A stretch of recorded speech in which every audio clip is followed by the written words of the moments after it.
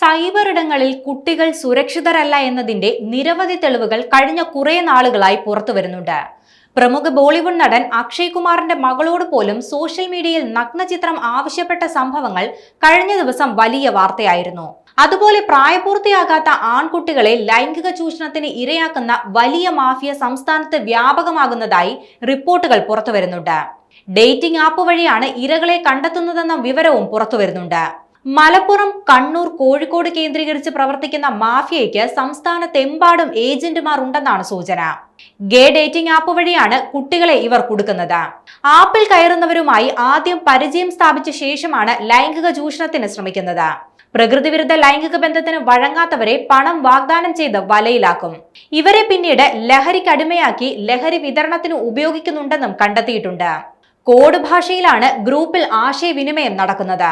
ഒരിക്കൽ ഇതിൽ പെട്ടുപോയാൽ പിന്നെ ഇതിൽ നിന്ന് പുറത്തു കടക്കുക വലിയ ബുദ്ധിമുട്ടാണ്. ഭീഷണിപ്പെടുത്തിയും മറ്റും തട്ടിപ്പുകാർ കുട്ടികളെ ഇതിൽ തന്നെ തളച്ചിടും. രക്ഷിതാക്കളുടെ ഫോണിൽ നിന്ന് പോലും ഇത്തരം ആപ്പുകൾ കുട്ടികൾ ഉപയോഗിക്കുന്നുണ്ടെന്നാണ് കണ്ടെത്തൽ. പ്രായപൂർത്തിയാകാത്ത കുട്ടികളെ കൊടുക്കുന്ന ഇത്തരം ആപ്പുകൾ നിയന്ത്രിക്കണമെന്നാണ് രക്ഷകർത്താക്കൾ ആവശ്യപ്പെടുന്നത്.